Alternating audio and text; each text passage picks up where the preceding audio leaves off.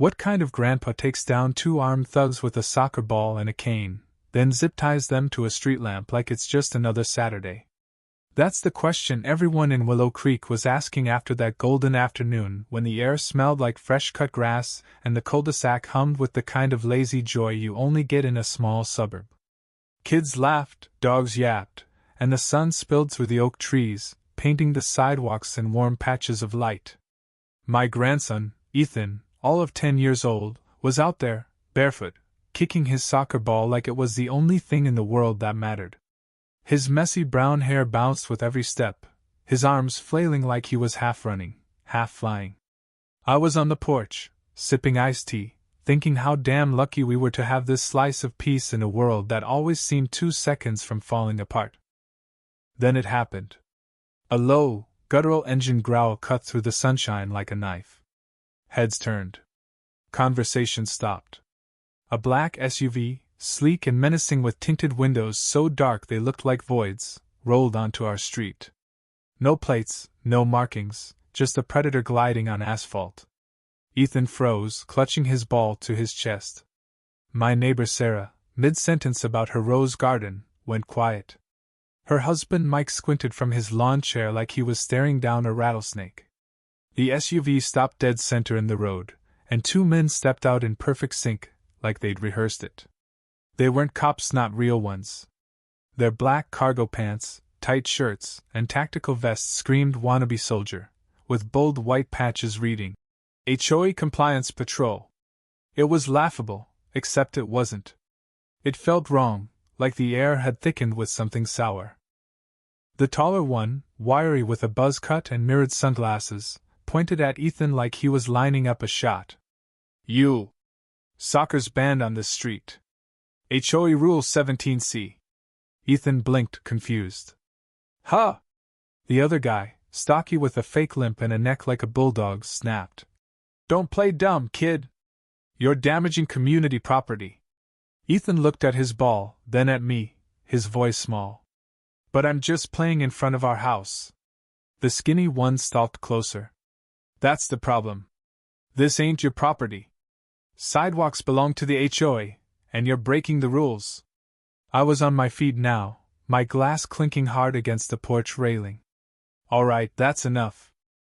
They turned on me like I'd interrupted their big scene in some low-budget action flick. The stocky one puffed his chest. Sir, unless you're the property liaison, we advise you to stand down. He spat. Advise. Like it was an order. I stepped forward. We live here, and there's no rule against a kid kicking a ball in front of his house. The skinny one pulled a tablet from his belt, smirking. You want a fine for obstructing HOA enforcement?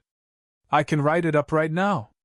Ethan backed toward the lawn, his eyes darting to the porch where my grandfather Ethan's great-grandpa sat in his faded blue cap and gray jacket, coffee cup in hand, silent as a shadow. Until now. Ethan, he said, his voice low but sharp, slicing through the tension like a blade. Come sit by me. Ethan didn't hesitate, jogging up to the porch and plopping down beside him, still hugging his ball. The wiry guy sneered. This ain't your business, old man. We're enforcing compliance. Grandpa didn't flinch. He just took off his cap, revealing faint scars along his temple marks from a life most folks couldn't imagine. He wasn't one to brag about his past, usually more interested in his vegetable garden or the perfect coffee brewing temp. But those scars? They weren't from pruning roses. They were from a war nobody talked about, a life hunting men who hunted others. He stared at them, his eyes steady, unblinking, the kind of gaze that could spot a lie through a jungle fog. Those patches aren't registered with our HOA, he said, calm as if he were reading the weather. Neither are your names. Neither is that vehicle. The stocky one scoffed. You got no clue who you're dealing with. Grandpa didn't bite. He just stepped off the porch, gravel crunching under his boots like a warning. The wiry one barked. You can't let your brat break HOA rules. That word breathed like a spark in dry grass. Neighbors, now gathering across the street, exchanged looks. Sarah had her phone out, recording. Mike gripped his beer can a little tighter. Then it happened, fast and unreal. 1 second, Grandpa was still as stone. The next, he was between Ethan and the men, a wall nobody saw coming. "You're not with the HOA," he said, each word carved from granite.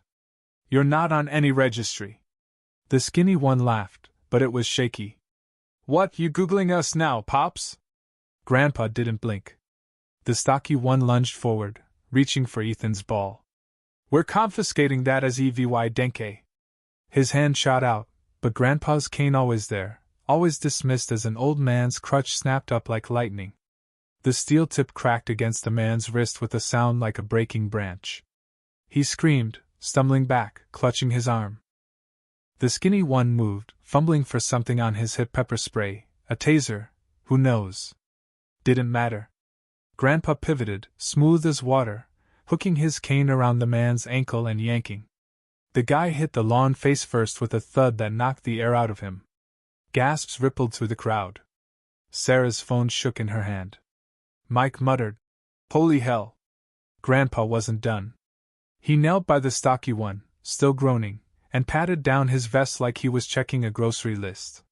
He pulled out a badge sheet, plastic, flaking silver. "HOA Enforcement DVY Shaun," in a font that screamed scam.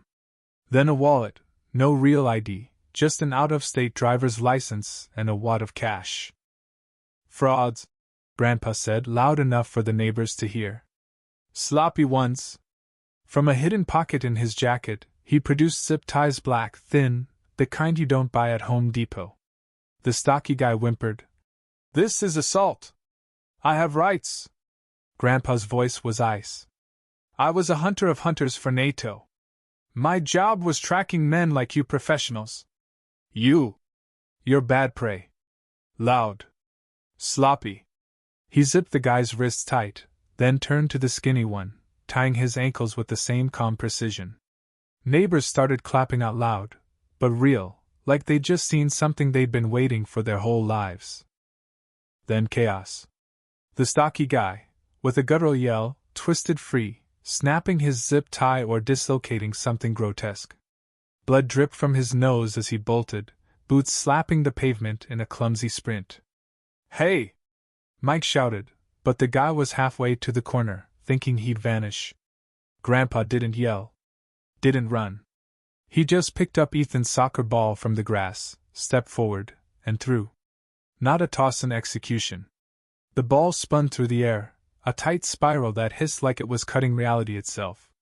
It slammed into the guy's back, right between his shoulders. His feet left the ground, arms flailing, and he crashed over a trash bin, landing hard on the asphalt with a plasticky thud. Cheers erupted. "No way!" Sarah yelled. Mike, phone still up, shouted, "I'm sending this to Channel 5. Grandpa walked over, calm as ever. The guy groaned, dazed, blood smearing his sleeve. "You all right?" Grandpa asked, neutral. The guy nodded weakly. "Wasn't aiming for your head," Grandpa said. "Count your blessings." He turned to the skinny one, still tied, still mouthing off about lawsuits. Grandpa lifted him like a sack of flour and marched to the street lamp at the driveway's end. With fresh zip ties, he bound him to the pole, chest, wrists, ankles like a trophy of bad choices. "Help!" the guy screamed, but nobody moved. The neighbors watched, phones out, faces hard. They weren't seeing a VY Tim. They were seeing justice. Sirens wailed 10 minutes later. Officer Malone, a bear of a man with a mustache like a steel brush, stepped out of his cruiser and froze, taking in the scene. The overturned bin, the guy in the grass, the one tied to the lamp, and Grandpa, standing like he just finished weeding. "Captain Holt?" Malone asked, brow raised. Grandpa nodded. "Retired." Malone's nod was quick, respectful, like he knew exactly who he was dealing with. "We've been chasing these two for months," he said. "Fake violations, extortion, targeting old folks. Always gone before we could pin 'em." He glanced at Grandpa. "Nobody's stopped 'em like this." Grandpa shrugged.